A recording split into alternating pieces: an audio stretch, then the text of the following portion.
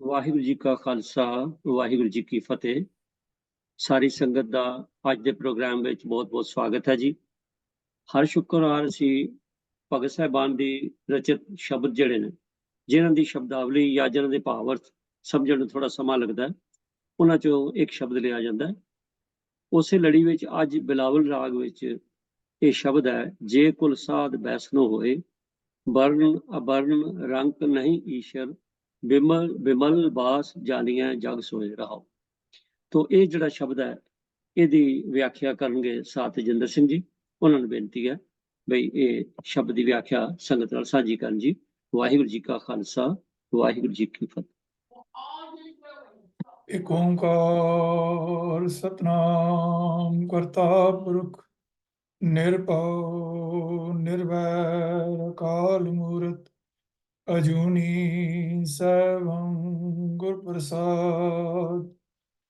ਵਾਹਿਗੁਰੂ ਵਾਹਿਗੁਰੂ ਵਾਹਿਗੁਰੂ ਵਾਹਿਗੁਰੂ ਵਾਹਿਗੁਰੂ। ਵਾਹਿਗੁਰੂ ਜੀ ਕਾ ਖਾਲਸਾ, ਵਾਹਿਗੁਰੂ ਜੀ ਕੀ ਫਤਿਹ। ਸਿੱਖ missionary college ਦੀ ਗੁਰਮਤਿ class USA ਦੇ ਵਿੱਚ ਦੇਸ਼ ਪ੍ਰਦੇਸ਼ਾਂ ਤੋਂ ਜੁੜੇ ਹੋਏ ਵੀਰ ਔਰ ਭੈਣਾਂ ਨੂੰ ਜੀ ਆਇਆਂ ਕਹਿੰਦਾ ਹੋਇਆ ਅੱਜ ਦੇ ਸ਼ਬਦ ਦੀ ਵਿਚਾਰ ਸਾਂਝੀ ਕਰਨ ਦੀ ਆਪ ਪਾਸੋਂ ਦੁਆ ਜੋੜ ਕੇ ਅਸੀਸ ਮੰਗਦਾ ਹਾਂ। ਅੱਜ ਦਾ ਜੋ ਸ਼ਬਦ ਹੈ ਉਹ ਬਿਲਾਵਲ ਰਾਗ ਦੇ ਅੰਦਰ ਦਰਜ ਹੈ ਔਰ ਇਸ ਸ਼ਬਦ ਦੇ ਜੋ ਬਿਲਾਵਲ ਰਾਗ ਹੈ, ਆਪਾਂ ਉਸ ਦੀ ਆਪ ਦੇ ਨਾਲ ਪਹਿਲੇ ਵਿਚਾਰ ਸਾਂਝੀ ਕਰ ਲਈਏ ਕਿ ਇਹ ਸੰਪੂਰਨ ਜਾਤੀ ਦਾ ਰਾਗ ਹੈ। ਸਾਰੇ ਸ਼ੁੱਧ ਸੁਰ ਹਨ। ਵਾਦੀ, ਛੜਜ ਅਤੇ ਸੰਵਾਦੀ ਪੰਚਮ ਹੈ। ਇਸ ਦੇ ਗਾਉਣ ਦਾ ਵੇਲਾ ਦਿਨ ਦੇ ਦੂਜੇ ਪਹਿਰ ਦਾ ਆਰੰਭ ਹੈ। ਆਨੰਦ ਮੰਗਲ ਦੇ ਵੇਲੇ ਇਸ ਦੇ ਗਾਉਣ ਦੀ ਰੀਤ ਹੈ। ਸ੍ਰੀ ਗੁਰੂ ਗ੍ਰੰਥ ਸਾਹਿਬ ਵਿੱਚ ਬਿਲਾਵਲ ਦਾ 16ਵਾਂ ਨੰਬਰ ਹੈ। ਤੋ ਇਹ ਬੇਸਿਕ ਇਨਫੋਰਮੇਸ਼ਨ ਆਪ ਜੀ ਦੇ ਨਾਲ ਮੈਂ ਸਾਂਝੀ ਕੀਤੀ ਹੈ। ਤੋ ਇਹ ਸ਼ਬਦ ਜਿਹੜਾ ਭਗਤ ਰਵਿਦਾਸ ਜੀ ਦਾ ਉਚਾਰਨ ਕੀਤਾ ਹੈ ਔਰ ਸ੍ਰੀ ਗੁਰੂ ਗ੍ਰੰਥ ਸਾਹਿਬ ਜੀ ਦੇ ਪਾਵਨ ਪੰਨਾ 858 ਦੇ ਉੱਪਰ ਸੁਭਾਇਮਾਨ ਹੈ। ਤੋ ਆਓ ਸਭ ਤੋਂ ਪਹਿਲਾਂ ਇਸ ਬਾਣੀ ਦਾ ਆਪਾਂ ਪਾਠ ਕਰੀਏ। ਜੈ ਕੁਲ ਸਾਧੁ ਬੈਸਨੋ ਹੋਏ, ਵਰਨ ਅਬਰਨ ਰੰਕ ਨਹੀਂ ਈਸਰ, ਬਿਮਲ ਬਾਸ ਜਾਣੀਐ ਜਗ ਸੋਏ ਰਹਾਉ। ਬ੍ਰਾਹਮਣ ਬੈਸ ਸੂਦ ਅਰ ਖੱਤਰੀ, ਡੋਮ ਚੰਡਾਰ ਮਲੇਛ ਮਨ ਸੋਏ, ਹੋਏ ਪੁਨੀਤ ਭਗਵੰਤ ਭਜਨ ਤੇ, ਆਪ ਤਾਰ ਤਾਰੇ ਕੁਲ ਦੋਏ। ਧਨ ਸੋ ਗਾਉ ਧਨ ਸੋ ਠਾਉ, ਧਨ ਪੁਨੀਤ ਕੁਟੰਬ ਸਭ ਲੋਏ, ਜਿਨ ਪੀਆ ਸਾਰ ਰਸ ਤਜੇ ਆਣ ਰਸ, ਹੋਏ ਰਸ ਮਗਨ ਡਾਰੇ ਬਿਕ ਖੋਏ। ਪੰਡਿਤ ਸੂਰ ਛਤਰਪਤ ਰਾਜਾ, ਭਗਤ ਬਰਾਬਰ ਔਰ ਨ ਕੋਇ, ਜੈਸੇ ਪੁਰੈਣ ਪਾਤ ਰਹੈ ਜਲ ਸਮੀਪ, ਅਨ ਰਵਿਦਾਸ ਜਨਮੇ ਜਗ ਹੋਇ। ਪੰਡਿਤ ਸੂਰ ਛਤਰਪਤ ਰਾਜਾ, ਭਗਤ ਬਰਾਬਰ ਔਰ ਨ ਕੋਇ, ਜੈਸੇ ਪੁਰੈਣ ਪਾਤ ਰਹਿ ਜਲ ਸਮੀਪ, ਭਨ ਰਵਿਦਾਸ ਜਨਮੇ ਜਗ ਹੋਇ। ਆਪ ਜੀ ਨੇ ਇਸ ਸ਼ਬਦ ਦਾ ਭਗਤ ਰਵਿਦਾਸ ਜੀ ਦਾ ਬਿਲਾਵਲ ਰਾਗ ਵਿੱਚ ਉਸ ਜੀ ਦਾ ਆਪਨੇ ਪਾਠ ਸਰਵਣ ਕੀਤਾ ਹੈ। ਤੋ ਆਓ ਇਸ ਸ਼ਬਦ ਦੇ ਜੋ ਮੁਸ਼ਕਲ ਲਫ਼ਜ਼ ਹਨ ਉਹਨਾਂ ਦੀ ਪਹਿਲੇ ਆਪ ਜੀ ਦੇ ਨਾਲ ਜਾਣ ਪਛਾਣ ਕਰਾ ਲਈ ਹੈ। ਜਹ ਕੁਲ ਤੋਂ ਭਾਵ ਹੈ ਜਿਸ ਕਿਸੇ ਵੀ ਕੁਲ ਵਿੱਚ, ਬੈਸਣੋਂ ਤੋਂ ਭਾਵ ਹੈ ਪਰਮਾਤਮਾ ਦਾ ਭਗਤ, ਹੋਏ ਤੋਂ ਭਾਵ ਹੈ ਜੰਮ ਪਏ। ਬਰਨ ਅਬਰਨ ਰੰਕਣੇ ਈਸਰ, ਬਰਨ ਤੋਂ ਭਾਵ ਹੈ ਉੱਚੀ ਜਾਤ ਅਬਰਨ ਮੈਨੇ ਨੀਵੀਂ ਜਾਤ, ਰੰਕ ਦਾ ਭਾਵ ਹੈ ਗਰੀਬ, ਈਸ਼ਰ ਦਾ ਭਾਵ ਹੈ ਧਨਾੜ ਅਮੀਰ। ਬਿਮਲ ਬਾਸ ਭਾਵ ਨਿਰਮਲ ਸੋਭਾ ਵਾਲਾ, ਬਾਸ ਦਾ ਮਤਲਬ ਸੁਗੰਧੀ ਚੰਗੀ ਸੋਭਾ। ਜਗ ਭਾਵ ਜਗਤ ਵਿੱਚ, ਸੋਏ ਮੈਨੇ ਉਹ ਮਨੁੱਖ। ਔਰ ਅਗਲੀ ਪੰਕਤੀ ਦੇ ਵਿੱਚ ਡੋਮ ਹੈ। ਡੋਮ ਦਾ ਭਾਵ ਹੈ ਮਰਾਸ਼ੀ, ਮਲੇਸ਼ ਮਨ ਦਾ ਮਤਲਬ ਹੈ ਮਲੀਨ ਬੁੱਧੀ ਵਾਲਾ। ਅੱਗੇ ਹੈ ਆਪ, ਐੜਾ ਨੂੰ ਕਰਨਾ, ਪੱਪੇ ਨੂੰ ਔਂਕੜ, ਆਪ ਆਪਣੇ ਆਪ, ਆਪ ਨੂੰ। ਤਾਰ ਤੱਤੇ ਨੂੰ ਕੰਨਾ, ਰਾਰੇ ਨੂੰ ਸਿਆਰੀ, ਤਾਰ ਕੇ। ਦੋਏ ਦਾ ਭਾਵ ਹੈ ਦੋਵੇਂ।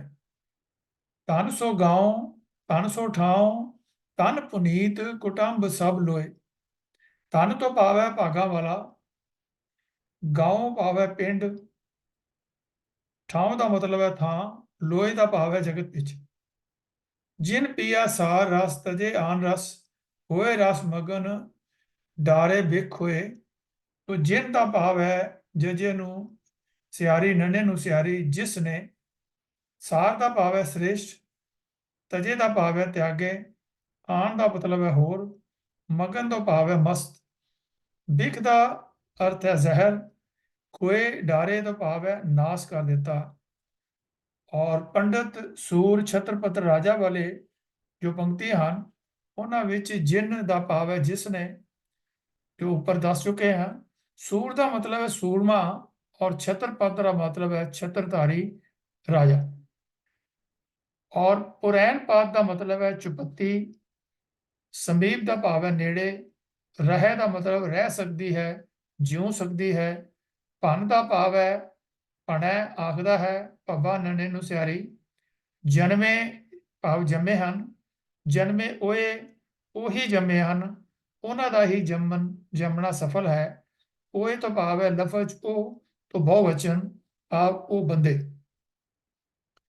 ਆਓ ਇਸ ਸ਼ਬਦ ਦੇ ਆਪਾਂ ਸ਼ੁਰੂ ਤੋਂ ਇਸ ਨੂੰ ਸਮਝਣ ਦੀ ਕੋਸ਼ਿਸ਼ ਕਰੀਏ। ਪਹਿਲੀ ਪੰਕਤੀ ਇਸ ਸ਼ਬਦ ਦੀ ਰਹਾਉ ਵਾਲੀ ਹੈ। ਤੋ ਕੇਂਦਰੀ ਭਾਵ ਜੋ ਸ਼ਬਦ ਦਾ ਹੈ ਰਹਾਉ ਵਿੱਚ ਹੁੰਦਾ ਹੈ। ਤੋ ਇਸ ਸ਼ਬਦ ਦੇ ਰਹਾਉ ਦੇ ਵਿੱਚ ਜੋ ਗੱਲ ਆਈ ਹੈ, ਵੈਸ਼ਨੋ ਦੀ ਗੱਲ ਆਈ ਹੈ। ਤੋ ਪਹਿਲਾਂ ਅਸੀਂ ਵੈਸ਼ਨੋ ਸਮਝ ਲਈਏ ਕਿ ਵੈਸ਼ਨੋ ਕਿਸ ਨੂੰ ਕਹਿੰਦੇ ਆ। ਵੈਸ਼ਨੋ ਦਾ ਭਾਵ ਹੈ ਵਿਸ਼ਨੂੰ ਦਾ ਪੁਜਾਰੀ। ਤੋ ਇੱਥੇ ਮੈਂ ਬੇਨਤੀ ਕਰਾਂ ਕਿ ਗੁਰੂਆਂ ਨੇ, ਸ੍ਰੀ ਗੁਰੂ ਨਾਨਕ ਪਾਤਸ਼ਾਹ ਜੀ ਤੋਂ ਲਾ ਕੇ ਬਾਕੀ ਸਾਰੇ ਗੁਰੂਆਂ ਨੇ ਔਰ ਭਗਤਾਂ ਨੇ ਵੀ ਜਿੱਥੇ ਕਿਤੇ ਵੀ ਜਿਹੜੇ ਸਨਾਤਨੀ ਲਫ਼ਜ਼ ਹਨ, ਜਾਂ ਜਿਹੜੇ ਮੁਸਲਮਾਨੀ ਇਸਲਾਮਿਕ ਧਰਮ ਦੇ ਲਫ਼ਜ਼ ਵਰਤੇ ਹਨ, ਉਹਨਾਂ ਦਾ ਇੱਥੇ ਭਾਵ ਜਿਹੜਾ ਹੈ ਉਹ ਸਨਾਤਨੀ ਨਹੀਂ ਹੈ, ਨਾ ਹੀ ਇਸਲਾਮਿਕ ਹੁੰਦਾ ਹੈ। ਇੱਥੇ ਕੇਵਲ ਔਰ ਕੇਵਲ ਪਰਮਾਤਮਾ ਦੇ ਹੀ ਪਰਿਆਇਵਾਚੀ ਸ਼ਬਦ ਜਿਹੜੇ ਹਨ, ਉਹਨਾਂ ਦੇ ਜਿਹੜੇ ਹਨ ਉਹ ਲਏ ਜਾਂਦੇ ਹਨ ਭਾਵ। ਤੋ ਇੱਥੇ ਵੈਸ਼ਨੋ ਦਾ ਮਤਲਬ ਹੈਗਾ ਕਿ ਉਹ ਪਰਮਾਤਮਾ ਦਾ ਪੁਜਾਰੀ, ਜਿਸ ਨੂੰ ਇੱਥੇ ਅਸੀਂ ਵੈਸ਼ਨੋ ਕਰਕੇ ਭਗਤ ਰਵਿਦਾਸ ਜੀ ਨੇ ਸਾਨੂੰ ਸਮਝਾਇਆ ਹੈ। ਤੋ ਸਾਧ ਦਾ ਭਾਵ ਹੈ ਕਿ ਜਿਸ ਨੇ ਆਪਣੇ ਮਨ ਨੂੰ ਸਾਧਿਆ ਹੋਵੇ। ਤੋ ਬਿਸਨ ਕੀ ਜਿਹੜੀ ਅਗਲੀ ਗੱਲ ਇਹਦੇ 'ਚ ਹੈ ਕਿ ਉਹ ਵੈਸ਼ਨੋ ਕੌਣ ਹੈ, ਕਿ ਜਿਹੜਾ ਆਪਣੇ ਆਪ ਨੂੰ ਬਿਸਨ ਕੀ ਮਾਇਆ ਭਾਵ ਪਰਮਾਤਮਾ, ਜੋ ਮਨੁੱਖ ਪ੍ਰਭੂ ਦੀ ਮਾਇਆ ਦੇ ਅਸਰ ਤੋਂ ਬੇਦਾਗ ਹੈ। ਅਸੀਂ ਵੈਸ਼ਨੋ ਨੂੰ ਸਮਝਦੇ ਹਾਂ ਕਿ ਵੈਸ਼ਨੋ ਕੌਣ ਹੈ। ਤੋ ਜੋ ਮਨੁੱਖ ਪ੍ਰਭੂ ਦੀ ਮਾਇਆ ਤੇ ਅਸਰ ਤੋਂ ਬੇਦਾਗ ਹੈ, ਉਹ ਵੈਸ਼ਨੋ ਹੈ। ਕਰਮ ਕਰਤ ਹੋਏ ਨੈ ਕਰਮ, ਇੱਕ ਵੈਸ਼ਨੋ ਦੀ ਹੋਰ ਪਛਾਣ ਹੈ ਕਿ ਜਿਹੜਾ ਕੰਮ ਕਰਦਾ ਹੋਇਆ ਵੀ, ਧਰਮ ਦੇ ਕੰਮ ਕਰਦਾ ਤਾਂ ਹੈ, ਲੇਕਿਨ ਇਹਨਾਂ ਕੰਮਾਂ ਦੇ ਫਲ ਦੀ ਇੱਛਾ ਨਹੀਂ ਕਰਦਾ। ਉਹ ਨਿਸ਼ਕਾਮ ਹੋ ਕਰਕੇ, ਨਿਕਰਮ ਹੋ ਕਰਕੇ, ਜੋ ਸੇਵਾ ਭਾਵ ਦੇ ਨਾਲ ਹੀ ਉਹ ਧਰਮ ਕਰਮ ਕਰਦਾ ਹੈ। ਤਿਸ ਵੈਸ਼ਨੋ ਕਾ ਨਿਰਮਲ ਧਰਮ, ਉਸ ਐਸੇ ਪ੍ਰਭੂ ਦੇ ਭਗਤੀ ਦਾ ਜਿਹੜਾ ਧਰਮ ਵੀ ਜਿਹੜਾ ਹੈ, ਕਰਮ ਵੀ ਉਸਦਾ ਪਵਿੱਤਰ ਹੋ ਜਾਂਦਾ ਹੈ। ਦੂਸਰੀ ਗੱਲ ਹੋਰ ਵੈਸ਼ਨੋ ਦੇ ਬਾਰੇ ਮਹਾਰਾਜ ਜੀ ਨੇ ਕਲੀਅਰ ਕੀਤੀ ਹੈ ਗੌੜੀ ਸੁਖਮਣੀ ਦੇ ਵਿੱਚ, ਕਾਹੂ ਫਲ ਕੀ ਇੱਛਾ ਨਹੀਂ ਬਾਂਛੈ, ਕਿ ਮਨੁੱਖ ਕਿਸੇ ਵੀ ਫਲ ਦੀ ਖਾਸ਼ ਨਹੀਂ ਕਰਦਾ ਹੈ, ਸਿਰਫ ਸੇਵਾ ਭਾਵ ਦੇ ਨਾਲ ਪ੍ਰਭੂ ਭਗਤੀ ਨਾਲ ਕਿ ਆਪਣਾ ਜੀਵਨ ਲਕਸ਼ ਸਮਝ ਕੇ ਉਹ ਭਗਤੀ ਕਰਦਾ ਹੈ। ਕੇਵਲ ਭਗਤ ਕੀਰਤਨ ਸੰਗ ਰਾਚੇ, ਕਿ ਉਹ ਆਪਣੀ ਭਗਤੀ ਨੂੰ ਆਧਾਰ ਜਿਹੜਾ ਹੈ ਨਿਰਾ ਭਗਤੀ ਤੇ ਕੀਰਤਨ ਵਿੱਚ ਹੀ ਉਹ ਮਸਤ ਰਹਿੰਦਾ ਹੈ। ਮਾਇਆ ਦੇ ਜਿਹੜੇ ਉਹ ਖਿਆਲ ਹਨ ਉਹਨਾਂ ਵਿੱਚ ਆਪਣੇ ਆਪ ਨੂੰ ਖਚਤ ਨਹੀਂ ਕਰਦਾ। ਮਨ ਤਨ ਅੰਦਰ ਅੰਤਰ ਸਿਮਰਨ ਗੋਪਾਲ, ਜਿਸ ਦੇ ਮਨ ਤਨ ਵਿੱਚ ਪ੍ਰਭੂ ਦਾ ਸਿਮਰਨ ਵਸ ਰਿਹਾ ਹੈ, ਔਰ ਸਭ ਉੱਪਰ ਹੋਵਤ ਕਿਰਪਾਲ, ਜੋ ਸਭ ਜੀਵਾਂ ਉੱਤੇ ਦਇਆ ਕਰਦਾ ਹੈ।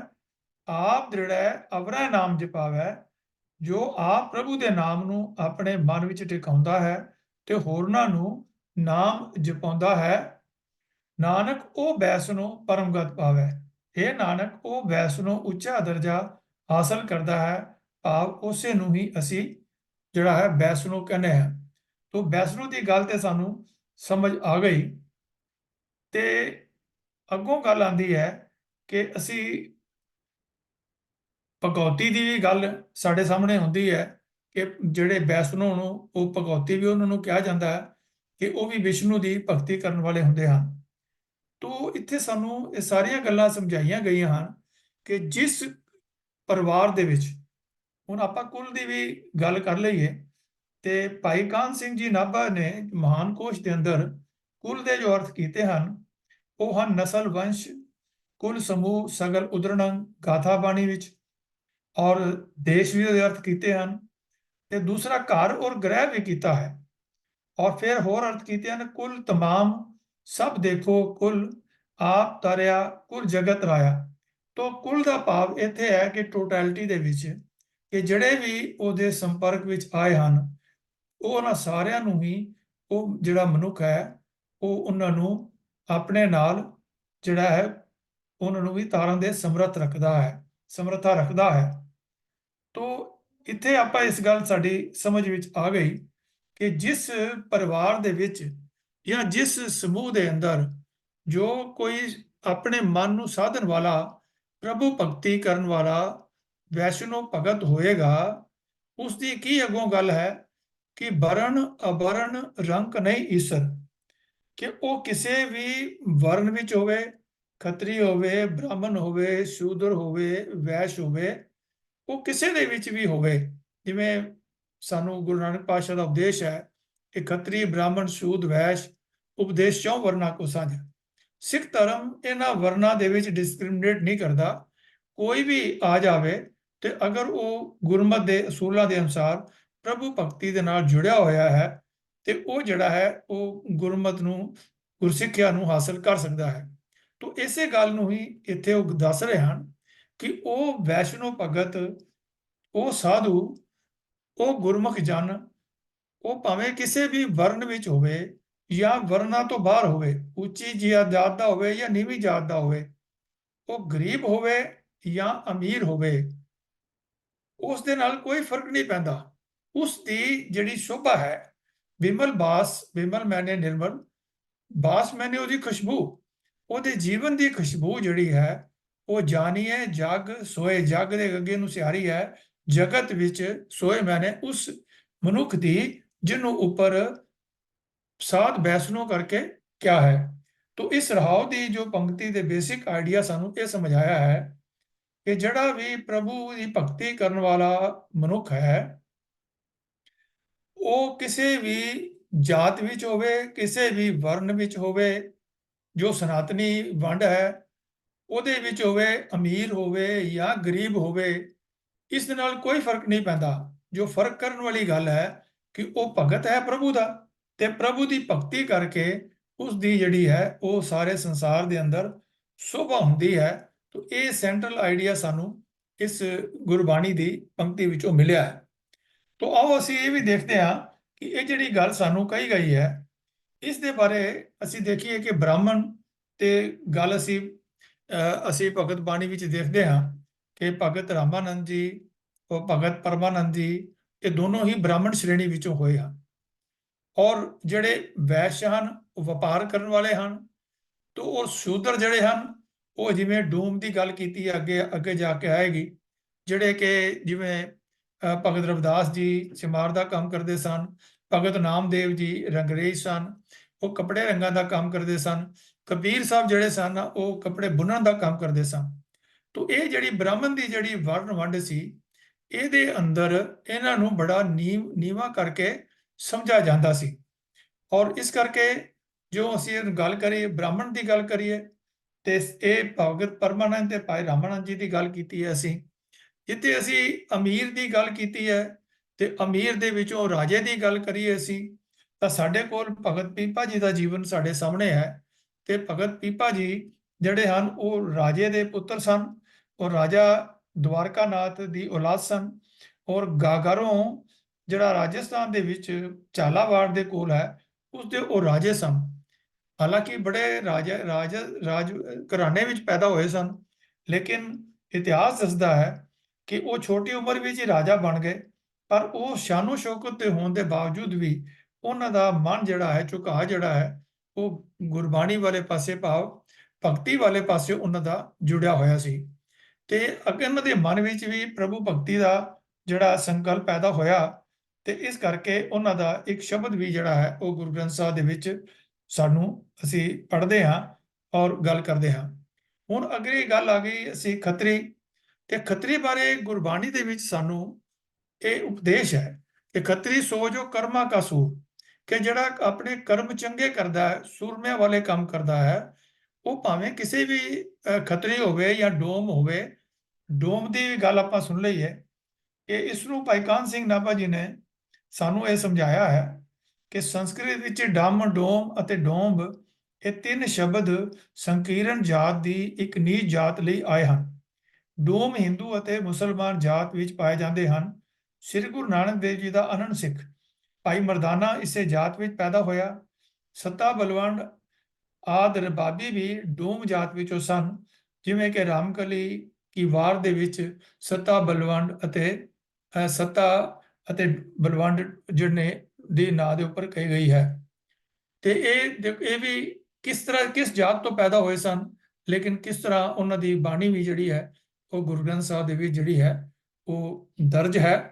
ਤਾਂ ਸਾਨੂੰ ਇਹ ਦੇਖਣਾ ਚਾਹੀਦਾ ਕਿ ਕੋਈ ਵੀ ਕਿਸੇ ਵਰਨ ਦਾ ਹੋਵੇ, ਕਿਸੇ ਜਾਤ ਦਾ ਹੋਵੇ, ਕੋਈ ਉਸ ਦਾ ਕਿੱਤਾ ਹੋਵੇ, ਕੋਈ ਉਹ ਕੰਮ ਕਰਦਾ ਹੋਵੇ, ਭਾਵੇਂ ਉਹ ਚੰਡਾਲ ਹੋਵੇ। ਚੰਡਾਲ ਦੇ ਬਾਰੇ ਵੀ ਦੇਖੋ ਗੁਰਬਾਣੀ ਵਿੱਚ ਸਾਨੂੰ ਇਹ ਗੱਲ ਸਮਝਾਉਂਦੇ ਹਨ ਸਤਿਗੁਰੂ ਜੀ ਕਿ ਕੇਦਾਰਾ ਮਹੱਲਾ ਚੌਥਾ ਵਿੱਚ ਕੇਦਾਰਾ ਭਗਤ ਰਵਿਦਾਸ ਜੀ ਦਾ 1124 ਅੰਕ ਦੇ ਉੱਪਰ ਹੈ ਕਿ ਚਰਨਾਰ ਬਿੰਦ ਨਾ ਕਥਾ ਭਾਵੈ ਸੁਪਚ ਤੁਲ ਸਮਾਨ, ਕਿ ਜੇ ਕਿਸੇ ਮਨੁੱਖ ਨੇ ਪ੍ਰਭੂ ਦੇ ਸੋਹਣੇ ਰਚਨਾ ਦੀਆਂ ਗੱਲਾਂ, ਚਰਨਾਂ ਦੀਆਂ ਗੱਲਾਂ ਚੰਗੀਆਂ ਨਹੀਂ ਲੱਗਦੀਆਂ ਤਾਂ ਉਹ ਚੰਡਾਲ ਦੇ ਬਰਾਬਰ ਹੈ। ਭਾਵ ਉਹ ਉੱਚੀ ਕੁਲ ਵਿੱਚ ਹੁੰਦਿਆਂ ਹੋਇਆਂ ਵੀ ਉਹ ਚੰਡਾਲ ਦੇ ਉਹਦੇ ਬਰਾਬਰ ਉਸ ਨੂੰ ਜਿਹੜਾ ਦੱਸਿਆ ਗਿਆ ਹੈ ਕਿ ਰੇ ਚਿਤ ਚੇਤ ਅਚੇਤ ਕਾਹੇ ਨਾ ਬਾਲਮੀਕ ਦੇਖ। ਵੀ ਤੂੰ ਬਾਲਮੀਕ ਨੂੰ ਦੇਖੋ, ਉਹਦੇ ਜੀਵਨ ਵੱਲ ਦੇਖੋ, ਕਿਸ ਜਾਤ ਤੇ ਕਹਿ ਪਦ ਅਮਰਿਓ ਰਾਮ ਭਗਤ ਵਿਸੇਖ, ਕਿ ਇੱਕ ਨੀਵੀਂ ਜਾਤ ਦੇ ਬੜੇ ਵੱਡੇ ਦਰਜੇ ਉੱਤੇ ਅਪੜ ਗਿਆ, ਤੇ ਇਹ ਵਡਿਆਈ ਪਰਮਾਤਮਾ ਦੀ ਭਗਤੀ ਦੇ ਕਾਰਨ ਹੀ ਸੀ। ਸਵਾਨ ਸਤਰ ਅਜਾਤ ਸਭ ਤੇ ਕ੍ਰਿਸ਼ਨ ਲਾਵੇ ਹਿਤ, ਤੇ ਉਹ ਬਾਲਮੀਕ ਸਵਾਨ ਮੈਨੇ ਕੁੱਤਾ, ਸ਼ਤਰੂ ਮੈਨੇ ਕੁੱਤਿਆਂ ਦਾ ਜਿਹੜਾ ਵੈਰੀ ਸੀ, ਸਭ ਲੋਕਾਂ ਨਾਲੋਂ ਚੰਡਾਲ ਸੀ, ਪਰ ਉਸਨੇ ਪ੍ਰਭੂ ਨਾਲ ਪਿਆਰ ਪਾਇਆ ਤੇ ਉਹ ਡੂਮ ਹੁੰਦਿਆਂ ਹੋਇਆਂ ਵੀ, ਚੰਡਾਲ ਹੁੰਦਿਆਂ ਹੋਇਆਂ ਵੀ, ਉਹ ਮਨ ਵਿੱਚ ਮਲੇਸ਼ ਹੋਣ ਦੇ ਬਾਵਜੂਦ ਵੀ ਉਹ ਲੋਕ ਬਪਰਾ ਕਿਆ ਸਰਾ ਹੈ ਤੀਨ ਲੋਕ ਪ੍ਰਵੇਸ਼, ਕਿ ਲੋਕ ਭਾਵੇਂ ਕੁਝ ਕਹਿਣ, ਉਸ ਨੂੰ ਚੰਗਾ ਕਹਿਣ ਜਾਂ ਮਾੜਾ ਕਹਿਣ, ਲੇਕਿਨ ਉਹਦੀ ਸ਼ੋਭਾ ਜਿਹੜੀ ਹੈ, ਜਿਵੇਂ ਉੱਪਰ ਗੱਲ ਕਹੀ ਹੈ ਬਿੰਬਲ ਬਾਸ ਜਾਣੀਏ ਜਗ ਸੋਏ, ਤੇ ਉਹਨਾਂ ਦੀ ਸਾਰੇ ਸੰਸਾਰ ਦੇ ਵਿੱਚ ਜਿਹੜੀ ਹੈ ਉਪਮਾ ਉਹਨਾਂ ਦੀ ਹੁੰਦੀ ਹੈ। ਤੋ ਅਜਾ ਮਲ ਪਿੰਡ ਲੁਬਤ ਕੁੰਚਰ ਗਏ ਹਰ ਕੇ ਪਾਸ, ਅਜਾ ਮਲ ਵੀ ਪਾਪੀ, ਪਿੰਗਲਾ ਵੀ, ਲੁਬਤ ਔਰ ਕੁੰਚਰ, ਇਹ ਸਾਰੇ ਜਿਹੜੇ ਹਨ ਜਿਨ੍ਹਾਂ ਨੇ ਪ੍ਰਭੂ ਦੇ ਨਾਲ ਮਨ ਜੋੜਿਆ, ਉਹਨਾਂ ਦੀ ਵੀ ਜਿਹੜੀ ਹੈ ਗਤੀ ਹੋ ਗਈ। ਤੋ ਇਹ ਸਾਨੂੰ ਗੱਲ ਸਮਝ ਆਉਂਦੀ ਹੈ ਕਿ ਕਿਸੇ ਵੀ ਵਰਨ ਦਾ ਹੋਵੇ, ਕਿਸੇ ਵੀ ਕੁਲ ਦਾ ਹੋਵੇ, ਕਿਸੇ ਵੀ ਕਿੱਤੇ ਦਾ ਬੰਦਾ ਹੋਵੇ, ਲੇਕਿਨ ਜੇ ਉਹ ਪ੍ਰਭੂ ਭਗਤੀ ਦੇ ਨਾਲ ਜੁੜਿਆ ਹੋਇਆ ਹੈ ਤਾਂ ਉਸ ਦਾ ਕੋਈ ਫਰਕ ਨਹੀਂ ਪੈਂਦਾ ਉਹਦੇ ਵਰਨ ਜਾਤ ਦਾ ਜਨਮ ਕਿਵੇਂ ਹੋਇਆ, ਲੇਕਿਨ ਉਹਨੇ ਜੋ ਕਰਮ ਕੀਤੇ ਹਨ, ਪ੍ਰਭੂ ਭਗਤੀ ਕੀਤੀ ਹੈ, ਉਸ ਲਈ ਉਸ ਦਾ ਸਾਰੇ ਸੰਸਾਰ ਦੇ ਵਿੱਚ ਜਸ ਜਿਹੜਾ ਹੈ ਉਹ ਅੱਗੇ ਫੈਲਦਾ ਹੈ। ਬ੍ਰਾਹਮਣ ਬੈਸ ਸੂਦ ਅਰ ਖੱਤਰੀ ਡੋਮ ਚੰਡਾਰ ਮਲੇਸ਼ ਮਨ ਸੋਏ। ਅਗਲੀ ਪੰਕਤੀ ਸਾਨੂੰ ਬੜਾ ਸਮਝਾਉਂਦੀ ਹੈ, ਹੋਏ ਪੁਨੀਤ ਭਗਵੰਤ ਭਜਨ ਤੇ। ਉਹ ਕਿਸੇ ਵੀ ਵਰਨ ਜਾਤ ਵਿੱਚ ਕੋਈ ਵੀ ਕਿੱਤਾ ਕਰਦਾ ਹੋਵੇ, ਨੀਵੇਂ ਤੋਂ ਨੀਵਾਂ ਕੰਮ ਕਰਦਾ ਹੋਵੇ, ਲੇਕਿਨ ਉਹਦਾ ਜੀਵਨ ਪਵਿੱਤਰ ਹੋ ਜਾਏਗਾ ਭਗਵੰਤ ਭਜਨ ਤੇ, ਭਗਵੰਤ ਦੇ ਭਜਨ ਕਰਨ ਕਰਕੇ, ਤੇ ਉਹਦਾ ਆਪਣਾ ਜੀਵਨ ਵੀ ਪਵਿੱਤਰ ਹੋ ਜਾਏਗਾ। ਤੇ ਆਪ ਤਰੇ ਤਾਰੇ ਕੁਲ ਧੋਏ, ਉਹ ਆਪ ਤੇ ਤਰੇਗਾ ਹੀ, ਲੇਕਿਨ ਉਹਦੇ ਜਿਹੜੇ ਨਾਲ ਸੰਗੀ ਸਾਥੀ ਹਨ ਉਹ ਵੀ ਜਿਹੜੇ ਹਨ ਉਹ ਤਰ ਜਾਣਗੇ, ਉਹਨਾਂ ਦਾ ਵੀ ਉਧਾਰ ਹੋ ਜਾਏਗਾ। ਭਾਵ ਕਿ ਜਿਹੜੇ ਚੰਗੇ ਬੰਦਿਆਂ ਦੀ ਸੰਗਤ ਕਰਨਗੇ ਤੇ ਉਹ ਚੰਗੇ ਬੰਦਿਆਂ ਦੀ ਸੰਗਤ ਦਾ ਅਰਥ ਅਸਰ ਇਹ ਹੋਏਗਾ ਕਿ ਉਹਨਾਂ ਦੇ ਅੰਦਰ ਵੀ ਚੰਗੇ ਗੁਣ ਜਿਹੜੇ ਹਨ ਉਹ ਭਰੇ ਜਾਣਗੇ, ਤੇ ਉਹ ਚੰਗੇ ਗੁਣਾ ਕਰਕੇ ਉਹਨਾਂ ਨੂੰ ਵੀ ਜਿਹੜੀ ਹੈ ਅੱਛੇ ਜੀਵਨ ਦੇ ਵਿੱਚ ਉਹ ਪਹੁੰਚ ਜਾਣਗੇ, ਉਹਨਾਂ ਦਾ ਵੀ ਉਧਾਰ ਹੋ ਜਾਏਗਾ। ਤੋ ਇਹ ਗੁਰਸਿੱਖ ਦੀ ਜੋ ਭਗਵੰਤ ਦਾ ਭਗਤ ਹੈ, ਜੋ ਵੈਸ਼ਨੋ ਹੈ, ਜੋ ਗੁਰਮੁਖ ਹੈ, ਜੋ ਸਨਮੁਖ ਹੈ, ਉਸ ਦੇ ਅੰਦਰੋਂ ਨਾਮ ਦੀ ਖੁਸ਼ਬੂ, ਉਹਦੇ ਜੀਵਨ ਦੇ ਕਰਮਾਂ ਦੀ ਖੁਸ਼ਬੂ ਉਹ ਦੂਸਰਿਆਂ ਨੂੰ ਵੀ ਪ੍ਰਭਾਵਿਤ ਕਰਦੀ ਹੈ। ਕਿਵੇਂ ਪ੍ਰਭਾਵਿਤ ਕਰਦੀ ਹੈ? ਅਸੀਂ ਦੇਖਦੇ ਹਾਂ ਕਿ ਸਾਨੂੰ ਗੁਰਬਾਣੀ ਵਿੱਚ ਸੱਚੇ ਪਾਤਸ਼ਾਹ ਗੁਰੂ ਨਾਨਕ ਪਾਤਸ਼ਾਹ ਜੀ ਨੇ ਵੀ ਸਾਨੂੰ ਸਮਝਾਇਆ ਹੈ ਕਿ ਮੰਨੈ ਪਰਵਾਰੈ ਸਾਧਾਰ, ਕਿ ਜਿਹੜਾ ਮਨੁੱਖ ਆਪਣੇ ਪਰਿਵਾਰ ਨੂੰ ਵੀ ਅਕਾਲ ਪੁਰਖ ਦੀ ਟੇਕ ਦ੍ਰਿੜ ਕਰਾਉਂਦਾ ਹੈ, ਮੰਨੈ ਤਰੇ ਤਾਰੇ ਗੁਰਸਿੱਖ, ਨਾਮ ਵਿੱਚ ਮਨ ਪ੍ਰਤੀਜਨ ਕਰਕੇ ਸਤਿਗੁਰ ਵੀ ਆਪ ਸੰਸਾਰ ਸਾਗਰ ਤੋਂ ਪਾਰ ਲੰਘ ਜਾਂਦਾ ਹੈ ਤੇ ਸਿੱਖਾਂ ਨੂੰ ਵੀ ਪਾਰ ਲਗਾਉਂਦਾ ਹੈ। ਮੰਨੈ ਨਾਨਕ ਭਵੇ ਨਾ ਭਿਖ, ਨਾਮ ਵਿੱਚ ਮਨ ਜੁੜਨ ਕਰਕੇ हे ਨਾਨਕ ਮਨੁੱਖ ਧਿਰ ਧਿਰ ਦੀ ਮੁਤਾਜੀ ਨਹੀਂ ਕਰਦੇ ਫਿਰਦੇ। ਤੋ ਐਸੇ ਨਾਮ ਦੀ ਵਡਿਆਈ ਜਿਹੜੀ ਹੈ, ਅਕਾਲ ਪੁਰਖ ਦਾ ਨਾਮ ਜੋ ਮਾਇਆ ਦੇ ਪ੍ਰਭਾਵ ਤੋਂ ਪਰੇ ਹੈ, ਐਡਾ ਉੱਚਾ ਹੈ ਕਿ ਇਸ ਵਿੱਚ ਜੁੜਨ ਵਾਲਾ ਵੀ ਉੱਚੇ ਜੀਵਨ ਵਾਲਾ ਹੋ ਜਾਂਦਾ ਹੈ। ਪਰ ਇਹ ਗੱਲ ਤਾਂ ਹੀ ਸਮਝ ਆਉਂਦੀ ਹੈ ਜੇ ਕੋ ਮਨ ਜਾਣੇ ਮਨ ਕੋਏ, ਜੇ ਕੋਈ ਮਨੁੱਖ ਆਪਣੇ ਮਨ ਵਿੱਚ ਹਰੀ ਨਾਮ ਦੀ ਲਗਨ ਪੈਦਾ ਕਰ ਦੇਵੇ, ਤਾਂ ਹੀ ਐਸੀ ਅਵਸਥਾ ਜਿਹੜੀ ਹੈ ਉਹ ਸਾਨੂੰ ਪ੍ਰਾਪਤ ਹੋ ਸਕਦੀ ਹੈ। ਤੋ ਅਗਲੀ ਪੰਕਤੀ ਨੂੰ ਲੈਣੇ ਹਾਂ ਕਿ ਜਿਹੜਾ ਪ੍ਰਭੂ ਭਗਤੀ ਵਿੱਚ ਲੱਗਿਆ ਹੋਇਆ ਹੈ, ਉਸ ਦਾ ਧਨ ਸੋ ਗਾਉ ਧਨ ਸੋ ਠਾਉ, ਧਨ ਪੁਨੀਤ ਕੁਟੰਬ ਸਭ ਲੋਏ, ਕਿ ਜੋ ਉੱਪਰ ਗੱਲ ਆਈ ਹੈ ਉਸ ਨੂੰ ਹੀ ਦ੍ਰਿੜ ਕਰਵਾ ਰਹੇ ਹਨ ਕਿ ਪ੍ਰਭੂ ਦਾ ਭਗਤ ਜਿਸ ਪਿੰਡ ਵਿੱਚ ਰਹਿੰਦਾ ਹੈ, ਜਿਸ ਜਗ੍ਹਾ ਦੇ ਉੱਪਰ ਉਹ ਰਹਿੰਦਾ ਹੈ, ਉਹ ਸਾਰਾ ਹੀ ਜਿਹੜਾ ਜਗ੍ਹਾ ਹੈ ਉਹ ਧਨ ਹੋ ਜਾਂਦਾ ਹੈ, ਉਹ ਪਵਿੱਤਰ ਹੋ ਜਾਂਦਾ ਹੈ, ਉਹ ਪਰਿਵਾਰ ਪੁਨੀਤ ਹੋ ਜਾਂਦਾ ਹੈ, ਔਰ ਸਾਰੇ ਸੰਸਾਰ ਦੇ ਅੰਦਰ ਉਸ ਦੀ ਜਿਹੜੀ ਹੈ ਵਾਹ ਜਿਹੜੀ ਹੈ ਉਹ ਹੁੰਦੀ ਹੈ। ਇਹ ਸਾਨੂੰ ਇਹ ਗੱਲਾਂ ਸਮਝਣ ਵਿੱਚ ਸਾਨੂੰ ਮਦਦ ਸੱਚੇ ਪਾਤਸ਼ਾਹ ਕਰ ਰਹੇ ਹਨ ਕਿ ਅਸੀਂ ਕਿਸ ਤਰ੍ਹਾਂ ਇਸ ਗੁਰਬਾਣੀ ਦੇ ਨਾਲ ਜੁੜ ਕਰਕੇ ਆਪਣੇ ਜੀਵਨ ਨੂੰ ਅਸੀਂ ਸਚਿਆਰਾ ਬਣਾਉਣਾ ਹੈ। ਤੋ ਆਓ ਦੇਖੀਏ ਅਸੀਂ ਅੱਗੇ ਇਸ ਤੋਂ ਅੱਗੇ ਚੱਲਦੇ ਹਾਂ।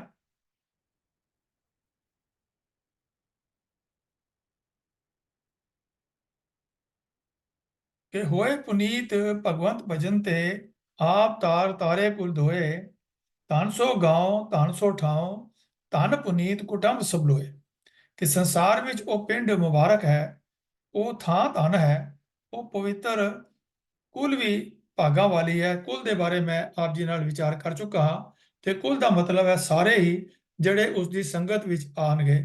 ਅਸੀਂ ਕੁਲ ਤੋਂ ਭਾਵ ਇੱਥੇ ਸੰਗਤ ਲੈ ਰਹੇ ਹਾਂ, ਉਹ ਸਾਰਾ ਅੱਛਾ ਜਿਨ੍ਹਾਂ ਦੇ ਨਾਲ ਵੀ ਉਹਨਾਂ ਦਾ ਕੰਟੈਕਟ ਹੈ, ਉਹ ਉਹਨਾਂ ਦੇ ਜਿਹੜਾ ਹੈ ਜੀਵਨ ਜਿਹੜਾ ਹੈ ਉਹ ਵੀ ਪਵਿੱਤਰ ਹੋ ਜਾਂਦਾ ਹੈ।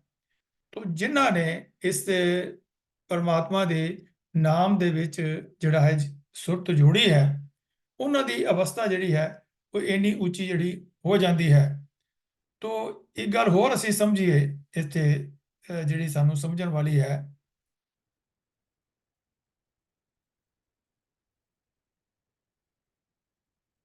ਕਿ ਇਹ ਮਨ ਨੂੰ ਸੰਬੋਧਨ, ਜਿਹੜੀ ਮਨ ਦੀ ਅਵਸਥਾ ਦੀ ਇੱਥੇ ਗੱਲ ਹੋ ਰਹੀ ਹੈ। ਕਬੀਰ ਸੋਈ ਮੁਖ ਧਨ ਹੈ, ਜਾਂ ਮੁਖ ਕਹੀਏ ਰਾਮ, ਕਿ ਜਿਹੜਾ ਪਰਮਾਤਮਾ ਦਾ ਸਿਮਰਨ ਕਰਦਾ ਹੈ ਉਹਦਾ ਵੀ ਜਿਹੜਾ ਹੈ ਉਹ ਮੂੰਹ ਭਾਗਾ ਵਾਲਾ ਹੈ, ਜਿਸ ਮੂੰਹ ਨਾਲ ਉਹ ਪਰਮਾਤਮਾ ਦਾ ਨਾਮ ਉਚਾਰਦਾ ਹੈ। ਦੇਹੀ ਕਿਸ ਕੀ ਬਾਪਰੀ, ਪਵਿੱਤਰ ਹੋਏਗੋ ਗ੍ਰਾਮ, ਉਹ ਸਰੀਰ ਵਿਚਾਰੇ ਦੀ ਕੀ ਗੱਲ ਹੈ, ਉਹ ਸਰੀਰ ਤਾਂ ਪਵਿੱਤਰ ਹੋਣਾ ਹੀ ਹੈ। ਇੱਕ ਨਿੱਕੀ ਜਿਹੀ ਗੱਲ ਹੈ ਕਿ ਉਸ ਦਾ ਸਰੀਰ ਪਵਿੱਤਰ ਹੋਏਗਾ ਜਿਹੜਾ ਪ੍ਰਭੂ ਭਗਤੀ ਕਰੇਗਾ। ਨਿਰਾ ਉਹ ਸਰੀਰ ਤਾਂ ਕਿਤੇ ਰਿਹਾ ਉਹ ਸਾਰਾ ਪਿੰਡ ਹੀ ਪਵਿੱਤਰ ਹੋ ਜਾਂਦਾ ਹੈ ਜਿੱਥੇ ਰਹਿੰਦਾ ਹੋਇਆ ਮਨੁੱਖ ਨਾਮ ਦਾ ਸਿਮਰਨ ਕਰਦਾ ਹੈ। ਸੋ ਧੰਨ ਸੋ ਗਾਉ, ਧੰਨ ਸੋ ਠਾਉ, ਧੰਨ ਪੁਨੀਤ ਕੁਟੁੰਬ ਸਭ ਲੋਏ। ਇਹ ਧੰਨ ਕੁਟੁੰਬ ਔਰ ਸਾਰੇ ਜਿਹੜੀ ਲੋਕਾਈ ਹੈ ਉਹਨਾਂ ਦੇ ਨਾਲ ਉਹ ਵੀ ਜਿਹੜੀ ਹੈ ਉਹ ਪਵਿੱਤਰ ਹੋ ਜਾਂਦੀ ਹੈ। ਤੋ ਸਾਨੂੰ ਬੜੇ ਪਿਆਰ ਦੇ ਨਾਲ ਭਗਤ ਰਵਿਦਾਸ ਜੀ ਨੇ ਇਹਨਾਂ ਗੱਲਾਂ ਦੀ ਸਾਨੂੰ ਜਿਹੜੀ ਹੈ ਸਮਝ ਕਰਵਾਈ ਹੈ। ਜਿਨ ਪੀਆ ਸਾਰ ਰਸ, ਜਿਸ ਨੇ ਇਹ ਸਾਰ ਰਸ ਪੀਤਾ ਹੈ, ਇਹ ਨਾਮ ਰਸ ਪੀਤਾ ਹੈ ਜਿਸ ਨੇ, ਉਸ ਦੀ ਕੀ ਅਵਸਥਾ ਹੋਈ ਹੈ। ਜਿਨ ਪੀਆ ਸਾਰ ਰਸ ਤਜੇ ਆਨ ਰਸ, ਜਿਸ ਵਿੱਚ ਜਿਸ ਕੁਲ ਵਿੱਚ ਵੀ, ਜਿਸ ਪਰਿਵਾਰ ਵਿੱਚ ਵੀ ਜੰਮ ਕੇ ਕਿਸੇ ਨੇ ਪਰਮਾਤਮਾ ਦੇ ਨਾਮ ਦਾ ਸ੍ਰੇਸ਼ਟ ਰਸ ਪੀਤਾ ਹੈ, ਹੋਰ ਮੰਦੇ ਰਸ ਛੱਡੇ ਹਨ ਤੇ ਪ੍ਰਭੂ ਦੇ ਨਾਮ ਰਸ ਵਿੱਚ ਮਸਤ ਹੋ ਕੇ ਵਿਕਾਰ ਵਾਸ਼ਨਾ ਦਾ ਜ਼ਹਿਰ ਆਪਣੇ ਅੰਦਰੋਂ ਨਾਸ ਕਰ ਦਿੱਤਾ ਹੈ। ਜਿਨ ਪੀਆ ਸਾਰ ਰਸ ਤਜੇ ਆਨ ਰਸ, ਹੋਏ ਰਸ ਮਗਨ ਡਾਰੇ ਬਿਖ ਕੋਏ। ਭਾਵ ਉਸ ਰਸ ਦੇ ਵਿੱਚ ਮਗਨ ਹੋ ਕਰਕੇ ਉਸ ਮਨੁੱਖ ਨੇ ਆਪਣੇ ਅੰਦਰੋਂ ਜਿਹੜੇ ਹਨ ਉਹ ਭੈੜੀ ਵਾਸ਼ਨਾਵਾਂ ਜਿਹੜੀਆਂ ਹਨ ਉਹਦਾ ਜ਼ਹਿਰ ਆਪਣੇ ਅੰਦਰੋਂ ਨਾਸ ਕਰ ਦਿੱਤਾ ਹੈ। ਇਹ ਅਵਸਥਾ ਹੈ ਜਿਨ੍ਹਾਂ ਨੇ ਪ੍ਰਮਾਤਮਾ ਦੇ ਨਾਮ ਰਸ ਪੀ ਹੈ। ਰਾਮ ਰਸ ਪੀਆ ਰੇ, ਰਾਮ ਰਸ ਪੀਆ ਰੇ, ਜੈ ਰਸ ਵਿਸਰ ਗਏ ਰਸ ਅਵਰੇ। ਕਿ ਹੋਰ ਜਿੰਨੇ ਵੀ ਰਸ ਸਨ ਉਹ ਸਾਰੇ ਹੀ ਜਿਹੜੇ ਹਨ ਉਹ ਵਿਸਰ ਗਏ, ਉਹ ਹੁਣ ਮਨ ਦੇ ਵਿੱਚ ਬਿਲਕੁਲ ਵੀ ਖਲਬਲੀ ਨਹੀਂ ਮਚਾਉਂਦੇ ਹਨ। ਨਹੀਂ ਤੇ ਰਸ ਦੁਨੀਆ ਦੇ ਅੰਦਰ ਜਿਹੜੀ ਅਸੀਂ ਜਾਣਦੇ ਹਾਂ, ਰਸ ਸੋਇਨਾ, ਰਸ ਰੂਪਾ ਕਾਮਨ, ਰਸ ਪਰਮਲ ਕੀ ਵਾਸ, ਰਸ ਘੋੜੇ, ਰਸ ਸੇਜਾ ਮੰਦਰ, ਰਸ ਮਿੱਠਾ, ਰਸ ਮਾਸ, ਏਤੇ ਰਸ ਸਰੀਰ ਕੇ ਕਹਿ ਕਟ ਨਾਮ ਨਿਵਾਸ। ਜਿੱਥੇ ਨਾਮ ਦਾ ਰੰਗ ਦਾ ਨਿਵਾਸ ਹੋ ਗਿਆ, ਉਸ ਤੇ ਰਹਿਣ ਕਰਕੇ ਸਾਰੇ ਜਿਹੜੀਆਂ ਚੀਜ਼ਾਂ ਹਨ ਉਹ ਪਵਿੱਤਰ ਹੋ ਜਾਂਦੀਆਂ ਹਨ। ਔਰ ਉਸ ਨਾਮ ਦੇ ਰਸ ਸਦਕਾ ਹੈ ਕਿ ਜੇ ਨਾਮ ਦਾ ਰਸ ਅਸੀਂ ਜਿਹੜਾ ਹੈ ਉਸ ਨੂੰ ਆਪਣੇ ਅੰਦਰ ਕਬੂਲ ਕੀਤਾ ਹੈ ਤਾਂ ਫਿਰ ਸਾਨੂੰ ਜਿਹੜੀ ਹੈ ਇਹ ਅਵਸਥਾ ਪ੍ਰਾਪਤ ਹੋ ਸਕਦੀ ਹੈ। ਗੌੜੀ 52 ਅੱਖਰੀ ਦੇ ਵਿੱਚ ਵੀ ਕਬੀਰ ਸਾਹਿਬ ਨੇ ਸਾਨੂੰ ਇਹ ਸਮਝਾਇਆ ਹੈ, ਪੰਨਾ 4 342 ਦੇ ਉੱਤੇ, ਰਾਰਾ ਰਸ ਨਿਰਸ ਕਰ ਜਾਣਿਆ। ਜਿਸ ਮਨੁੱਖ ਨੇ ਮਾਇਆ ਦੇ ਸਵਾਦ ਨੂੰ ਫਿੱਕਾ ਜਿਹਾ ਸਮਝ ਲਿਆ, ਭਾਵ ਰਸ ਸਵਾਦ ਮਾਇਆ ਦਾ ਸਵਾਦ, ਨਿਰਸ ਭਾਵ ਫਿੱਕਾ ਸਮਝ ਲਿਆ, ਨਿਰਸ ਕਰ ਫਿੱਕਾ ਕਰਕੇ ਜਾਣਿਆ, ਉਸ ਦਾ ਕੀ ਅਸਰ ਹੋਇਆ। ਹੋਏ ਨਿਰਸ ਸੋ ਰਸ ਪਹਿਚਾਨਿਆ। ਉਸ ਨੇ ਮਾਇਕ ਚਸਕਿਆਂ ਤੋਂ ਬਚੇ ਰਹਿ ਕੇ ਉਹ ਆਤਮਕ ਆਨੰਦ ਮਾਣ ਲਿਆ। ਇਹ ਰਸ ਛਾੜੇ ਉਹ ਰਸ ਆਵਾ। ਜਿਸ ਇਹ ਦੁਨੀਆ ਵਾਲੇ ਮਾਇਕ ਚਸਕੇ ਛੱਡ ਦਿੱਤੇ, ਜਿਸ ਨੇ ਉਹ ਰਸ ਹੋਇਨਾ, ਰਸ ਰੂਪਾ ਕਾਮਨ, ਜਿਵੇਂ ਕੰਚਨ ਮਾਟੀ ਮਾਣੇ ਵਾਲੀ ਅਵਸਥਾ ਜਿਸ ਨੇ ਪ੍ਰਾਪਤ ਕਰ ਲਈ, ਉਸ ਨੂੰ ਉਹ ਪ੍ਰਭੂ ਦੇ ਨਾਮ ਦਾ ਆਨੰਦ ਪ੍ਰਾਪਤ ਹੋ ਗਿਆ। ਜਿਨ ਪੀਆ ਸਾਰ ਰਸ ਤਜੇ ਆਨ ਰਸ, ਹੋਏ ਰਸ ਮਗਨ ਡਾਰੇ ਬਿਖ ਹੋਏ। ਉਹ ਰਸ ਪੀਆ, ਇਹ ਰਸ ਨਹੀਂ ਪਾਵਾ, ਕਿਉਂਕਿ ਜਿਸ ਨੇ ਉਹ ਮਨੁੱਖ ਉਸ ਨਾਮ ਰਸ ਨੂੰ ਪੀਤਾ ਹੈ ਤੇ ਉਹ ਮਾਇਆ ਵਾਲਾ ਸਵਾਦ ਉਸ ਨੂੰ ਹੁਣ ਚੰਗਾ ਨਹੀਂ ਲੱਗਦਾ। ਆਪ ਤਰਿਆ ਕੁਰ ਜਗਤ ਤਰਾਇਆ, ਤੇ ਉਹ ਇਸ ਝੰਬੇਲਿਆਂ ਭਰੇ ਸੰਸਾਰ ਤੋਂ ਆਪ ਪਾਰ ਲੰਘ ਗਿਆ ਤੇ ਧਨ ਜਨੇ ਦੀ ਮਾਇਆ। ਉਹ ਮਨੁੱਖ ਇਹਨਾਂ ਝੰਬੇਲਿਆਂ ਤੋਂ, ਸੰਸਾਰ ਸਾਗਰ ਤੋਂ, ਇਹ ਬਿਖਮ ਸਾਗਰ ਤੋਂ, ਇਹ ਮਾਇਆ ਦੇ ਸੰਸਾਰ ਸਾਗਰ ਤੋਂ, ਅਗਨ ਸਾਗਰ ਤੋਂ ਪਾਰ ਲੰਘ ਗਿਆ ਤੇ ਸਾਰੇ ਜਗਤ ਨੂੰ ਵੀ ਲਗਾਉਂਦਾ ਹੈ। ਧਨ ਹੈ ਉਸ ਦੀ ਜੰਮਣ ਵਾਲੀ ਮਾਂ। ਐਸਾ ਸਤਿਗੁਰ ਸੋਈ ਪਾਏ, ਜਿਸ ਤੁਰ ਮਸਤਕ ਹਰ ਲਿਖ ਪਾਇਆ। ਇਹੋ ਜਿਹਾ ਗੁਰੂ ਜਿਸ ਨੂੰ ਮਿਲ ਕੇ ਮਨੁੱਖ ਆਪ ਤਰਿਆ ਕੁਲ ਜਗਤ ਤਰਾਇਆ, ਉਸ ਬੰਦੇ ਨੂੰ ਮਿਲਦਾ ਹੈ ਜਿਸ ਦੇ ਮੱਥੇ ਤੇ ਪੂਰੇ ਕਰਤਾਰ ਨੇ ਬੰਦਗੀ ਕਰਨ ਦਾ ਜਿਹੜਾ ਹੈ ਕਰਮਾਂ ਅਨੁਸਾਰ ਲੇਖ ਲਿਖ ਦਿੱਤਾ ਹੈ। ਜਾਂ ਨਾਨਕ ਸਤਿਗੁਰ ਆਪਣੇ ਗੁਰ, ਜਾਂ ਨਾਨਕ ਬਲਿਹਾਰੀ ਗੁਰ ਆਪਣੇ ਵਿਟੋਂ, ਜਿਨ ਭ੍ਰਮ ਭੂਲਾ ਮਾਰਗ ਪਾਇਆ। ਤੋ ਜਿਨ ਪੀਆ ਸਾਰ ਰਸ ਤਜੇ ਆਨ ਰਸ, ਹੋਏ ਰਸ ਮਗਨ ਡਾਰੇ ਬਿਖ ਕੋਏ। ਤੋ ਇਹ ਗੱਲ ਪੰਡਤ ਸੂਰ ਛਤਰਪਤ ਰਾਜਾ ਭਗਤ ਬਰਾਬਰ ਔਰ ਨਾ ਕੋਏ। ਕਿ ਪੰਡਤ ਹੋਵੇ, ਕੋਈ ਬਹੁਤ ਵਿਦਵਾਨ ਹੋਵੇ, ਕਿੰਨਾ ਵੀ ਜਿਹੜੀ ਉਸਦੇ ਅੰਦਰ ਚੰਗੇ ਗੁਣ ਹੋਣ, ਵਿਦਵਾਨ ਹੋਵੇ, ਭਾਵੇਂ ਬੜਾ ਸੂਰਮਾ ਹੋਵੇ ਤੇ ਭਾਵੇਂ ਬੜਾ ਛਤਰਪਤ ਰਾਜਾ ਹੋਵੇ, ਉਹਦੇ ਸਿਰ ਤੇ ਛਤਰ ਝੁਲਦੇ ਹੋਣ, ਇਹਨਾਂ ਸਾਰੇ ਦੇ ਜਿਹੜੇ ਹਨ ਬੜੇ ਉੱਚੇ ਪਦਵੀਆਂ ਹਨ। ਲੇਕਿਨ ਜਿਹੜਾ ਪ੍ਰਮਾਤਮਾ ਦਾ ਭਗਤ ਹੈ, ਜਿਹੜਾ ਵੈਸ਼ਨੋ ਸਾਧ ਹੈ, ਜਿਹੜਾ ਪ੍ਰਮਾਤਮਾ ਦੇ ਨਾਲ ਜੁੜ ਕੇ ਆਪਣੇ ਜੀਵਨ ਨੂੰ ਸਾਧ ਰਿਹਾ ਹੈ, ਉਸ ਦੇ ਬਰਾਬਰ ਨਾ ਪੰਡਤ ਹੋ ਸਕਦਾ ਹੈ, ਤੇ ਨਾ ਹੀ ਕੋਈ ਸੂਰਮਾ ਜਗਤ ਵਿੱਚ ਹੋ ਸਕਦਾ ਹੈ, ਤੇ ਨਾ ਹੀ ਕੋਈ ਛਤਰਪਤ ਰਾਜਾ ਹੋ ਸਕਦਾ ਹੈ। ਇਹ ਗੱਲ ਸਾਨੂੰ ਭਗਤ ਰਵਿਦਾਸ ਜੀ ਨੇ ਇਹਨਾਂ ਅੱਖਰਾਂ ਦੇ ਵਿੱਚ ਸਾਨੂੰ ਸਮਝਾਈ ਹੈ। ਤੋ ਇੱਕ ਗੱਲ ਸਾਨੂੰ ਹੋਰ ਇੱਥੇ ਸਮਝਣ ਵਾਲੀ ਗੱਲ ਹੈ ਕਿ ਭਾਵੇਂ ਕਿ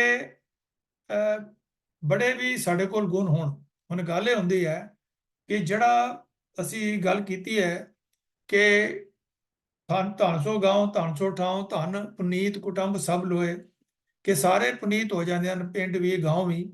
ਲੇਕਿਨ ਇਹ ਸਵਾਲ ਪੈਦਾ ਹੁੰਦਾ ਹੈ ਕਿ ਉਸ ਭਗਤ ਦੇ ਰਹਿਣ ਦੇ ਨਾਲ ਕੁਝ ਬੰਦੇ ਐਸੇ ਹੁੰਦੇ ਹਨ ਜਿਨ੍ਹਾਂ ਦੇ ਉੱਪਰ ਉਸ ਭਗਤੀ ਦਾ, ਉਸ ਨਾਮ ਰੰਗ ਦਾ, ਉਸ ਖੁਸ਼ਬੂ ਦਾ ਕੋਈ ਅਸਰ ਨਹੀਂ ਪੈਂਦਾ।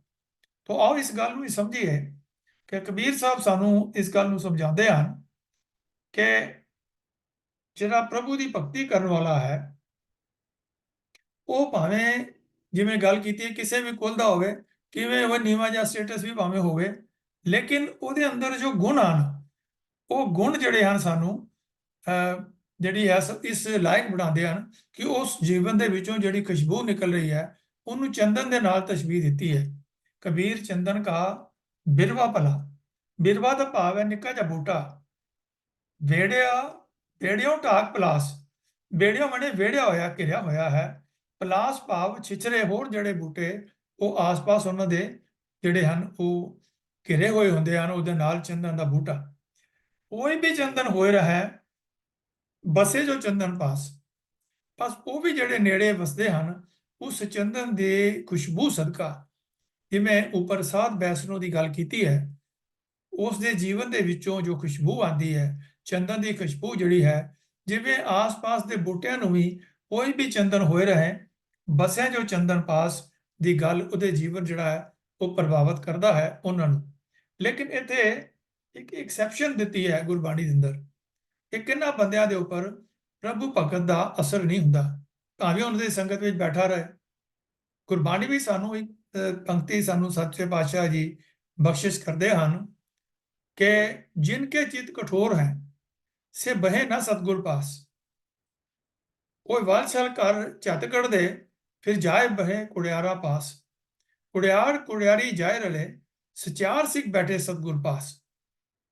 ਕਿਉਂਕਿ ਜਿਹੜੇ ਜਿਨ੍ਹਾਂ ਦੇ ਚਿਤ ਕਠੋਰ ਹਨ, ਉਹਨਾਂ ਨੇ ਆਪਣਾ ਜਿਹੜਾ ਦਰਵਾਜ਼ਾ ਹੈ ਉਹ ਮਨ ਦਾ ਦਰਵਾਜ਼ਾ ਬੰਦ ਕੀਤਾ ਹੈ, ਉਹ ਕੋਈ ਚੰਗੀ ਚੀਜ਼ ਆਪਣੇ ਅੰਦਰ ਪ੍ਰਵੇਸ਼ ਕਰਨ ਨਹੀਂ ਦੇ ਸਕਦੇ।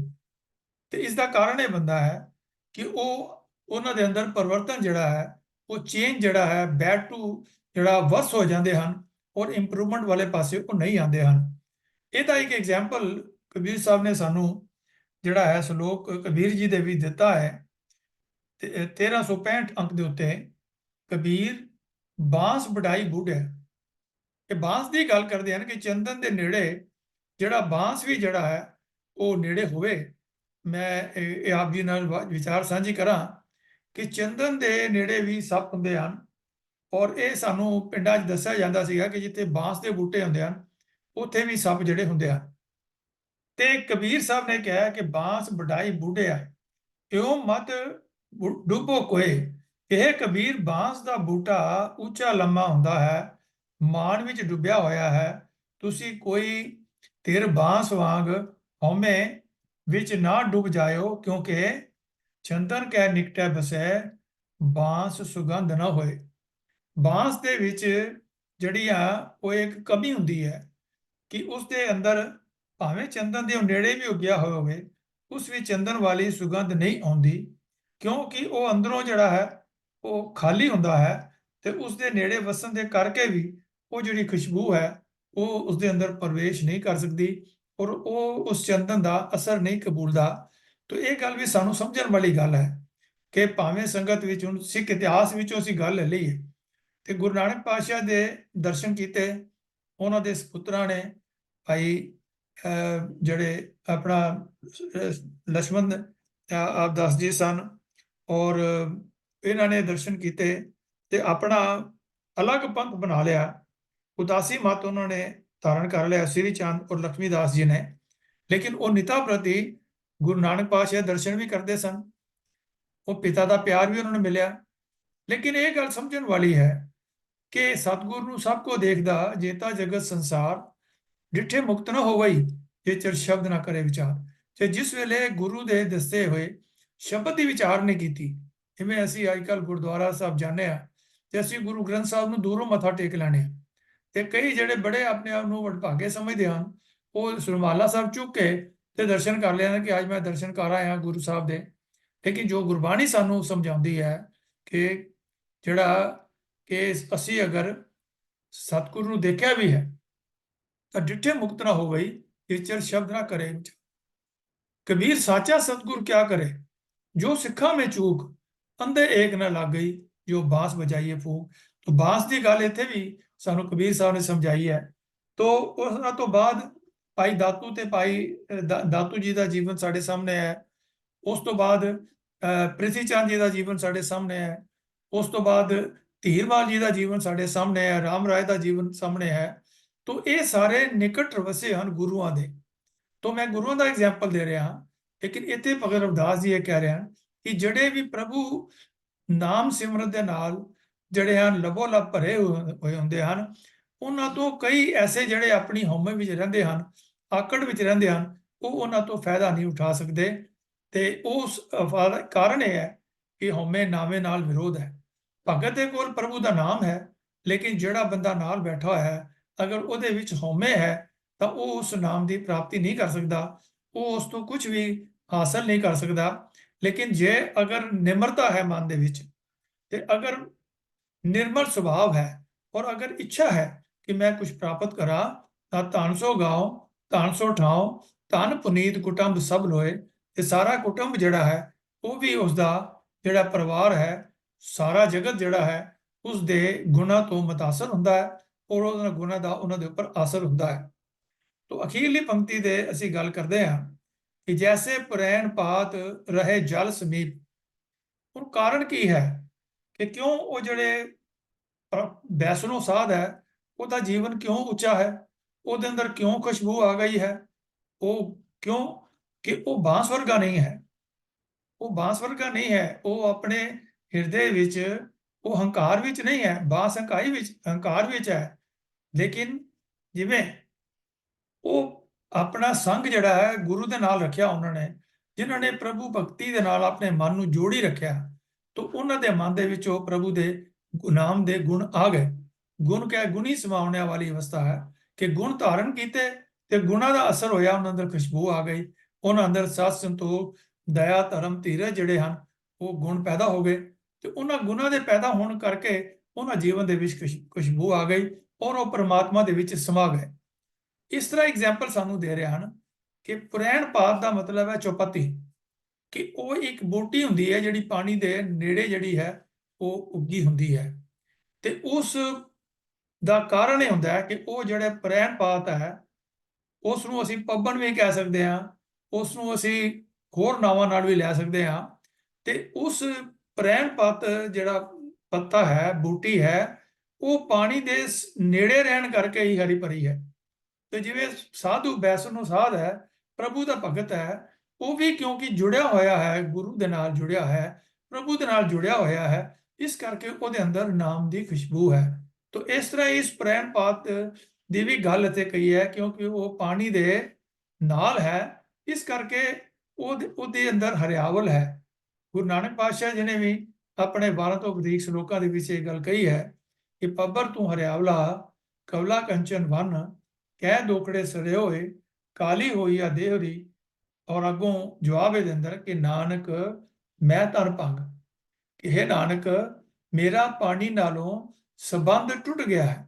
ਨਾਨਕ ਮੈਂ ਧਨ ਭੰਗ, ਜਾਣਾ ਪਾਣੀ ਨਾਲ ਹਾਂ, ਜਿਸ ਸੇਤੀ ਮੇਰਾ ਸੰਗ, ਕਿ ਉਸ ਪਾਣੀ ਦੇ ਨਾਲ, ਸੋਰਸ ਦੇ ਨਾਲੋਂ ਮੈਂ ਟੁੱਟ ਗਿਆ ਹਾਂ।